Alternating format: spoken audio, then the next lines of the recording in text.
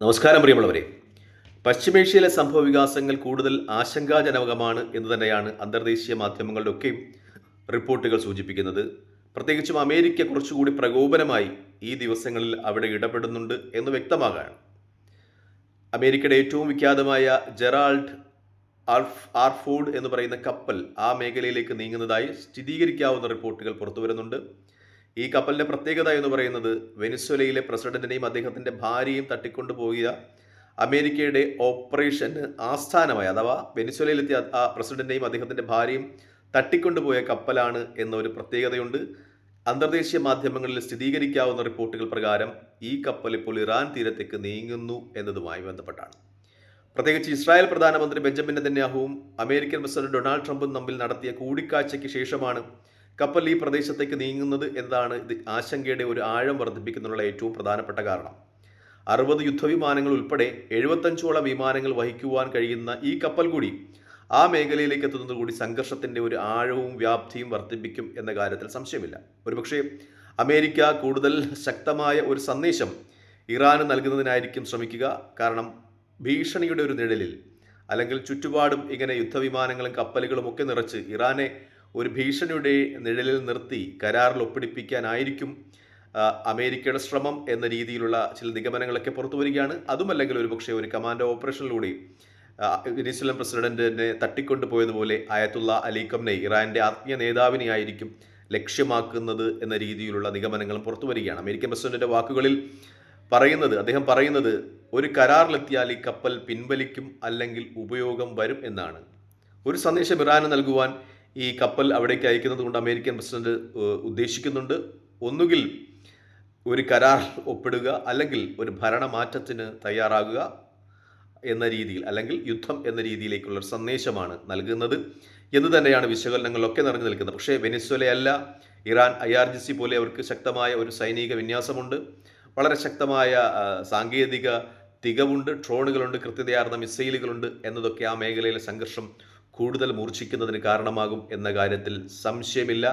America വെനിസ്വേലയിൽ ചെയ്തതുപോലെ അയത്തുള്ള അലി ഖംനയെ തട്ടിക്കൊണ്ടുപോകുക എന്നത് വളരെ പ്രായോഗികമല്ല അമേരിക്കയ്ക്ക് ഇറാനിൽ എന്നു തന്നെയാണ് നിഗമനങ്ങളൊക്കെയും പുറത്തു വരുന്നത്. പക്ഷേ ഈ യുദ്ധക്കപ്പലിൻ്റെ സാന്നിധ്യം, ജെറാൾഡ് ആർഫോർഡിൻ്റെ സാന്നിധ്യം ആ മേഖലയെ കൂടുതൽ സംഘർഷപൂരിതമാക്കുന്നു എന്നു തന്നെയാണ് വ്യക്തമാകുന്നത്. മറ്റൊന്ന്, ഇതുമായി ബന്ധപ്പെട്ട റിപ്പോർട്ട് വരുന്നത് അമേരിക്കൻ സന്ദർശനം നടത്തുന്നതിന് മുമ്പായി ബെഞ്ചമിൻ നെതന്യാഹുവിനോടൊപ്പം പോകുവാൻ അനുവദിക്കപ്പെട്ടിരുന്ന ഒരു പത്രലേഖകനെ, ഒരു റിപ്പോർട്ടറെ ഇസ്രായേലിൻ്റെ ആഭ്യന്തര സുരക്ഷാ ഏജൻസിയായ ഷിൻബിറ്റ് വിമാനത്തിൽ നിന്നും ഇറക്കിവിട്ടു എന്നതുമായി ബന്ധപ്പെട്ടാണ്. റഷ്യൻ മാധ്യമ പ്രവർത്തകനായ നിക് കൊൽഖോയിനെയാണ് ഇങ്ങനെ ഇറക്കിവിട്ടതെന്ന് പറയുന്നു. വിമാനം പുറപ്പെടുന്നതിന് തൊട്ട് മുമ്പ് ഇസ്രായേലി പ്രധാനമന്ത്രി ബെഞ്ചമിൻ നെതന്യാഹുവിൻ്റെ ഔദ്യോഗിക വിമാനം വിങ്സ് ഓഫ് സിയോണിൽ ഉണ്ടായിരുന്ന ഇദ്ദേഹത്തെ ഇറക്കി വിടുകയായിരുന്നു. ഇസ്രായേലിൻ്റെ സുരക്ഷാ ഏജൻസികൾ ഇദ്ദേഹം ആ വിമാനത്തിൽ ഉണ്ടാകുന്നത് ഇസ്രായേലി പ്രധാനമന്ത്രി ബെഞ്ചമിൻ നെതന്യാഹുവിൻ്റെ സുരക്ഷയ്ക്ക് വിഘാതം ഉണ്ടാക്കും എന്ന ഒരു നിർദ്ദേശത്തെ തുടർന്നാണ് ഇറക്കിവിട്ടത് എന്ന് പറയുന്നു. എന്തായാലും ഇതുമായി ബന്ധപ്പെട്ട ചില വിശകലനങ്ങളൊക്കെ മാധ്യമങ്ങളിൽ നിറയുന്നുണ്ട് എന്നാണ് ഏറ്റവും പരമപ്രധാനമായ ഒരു യാഥാർത്ഥ്യം. മറ്റൊന്ന്, കഴിഞ്ഞ മാസം ഇറാനിലുണ്ടായ ആഭ്യന്തര സംഘർഷത്തിൻ്റെ ആഴം വർദ്ധിപ്പിക്കുന്നതിന് വേണ്ടി 6000ഓളം സ്റ്റാർലിങ്ക് ഉപഗ്രഹ ഇൻ്റർനെറ്റ് ടെർമിനലുകൾ അമേരിക്ക ഇറാനിൽ എത്തിച്ചിരുന്നു എന്നതുമായി ബന്ധപ്പെട്ട ഒരു വാർത്തയാണ്. അതായത് ഈ ഇൻ്റർനെറ്റ് ഒരു ഉപരോധം ഇറാൻ ഏർപ്പെടുത്തിയിരുന്നു.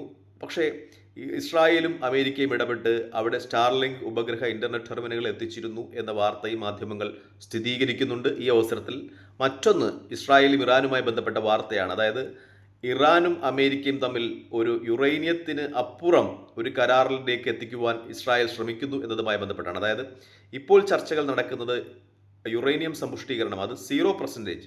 അമേരിക്ക പറയുന്നത് 1% പോലും ഇറാനെ കൊണ്ട് യുറേനിയം സമ്പുഷ്ടീകരണം അനുവദിക്കുന്നില്ല എന്നാണ്. പക്ഷേ ഇറാൻ പറയുന്നത് തങ്ങളുടെ രാജ്യത്തെ കാർഷിക വ്യാവസായിക ആവശ്യങ്ങൾക്ക് വേണ്ടി 60%ഓളം യുറേനിയം തങ്ങൾ സമ്പുഷ്ടീകരിച്ചിരിക്കുന്നു, അത് തുടരുവാൻ അനുവദിക്കണം, അങ്ങനെയാണെങ്കിൽ ഒരു കരാറിൽ ഏർപ്പെടാമെന്നാണ്. പക്ഷേ അമേരിക്ക അത് നിഷേധിക്കുന്നു. ഇപ്പോൾ ആ കരാറിൻ്റെ ഒരു വ്യാപ്തി കൂട്ടിച്ചേർക്കുവാൻ ഇസ്രായേൽ ശ്രമിക്കുന്നു എന്ന രീതിയിലുള്ള മാധ്യമ റിപ്പോർട്ടുകളൊക്കെ പുറത്തു വരികയാണ്.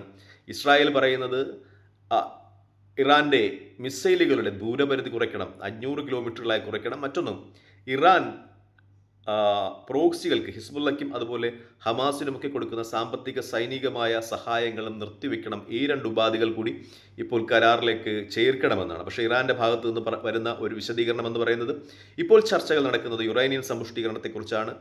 ഇത്തരം കാര്യങ്ങൾ, അതായത് മിസൈലുകളുടെ ദൂരപരിധി കുറയ്ക്കുന്നതിനെയോ പ്രോക്സികൾക്ക് സഹായം നൽകുന്നതിനെക്കുറിച്ചോ ചർച്ചകളിൽ ഇടമുണ്ടാകില്ല എന്ന് അസന്നിഗ്ധമായി പ്രഖ്യാപിക്കുകയാണ് ഇറാൻ.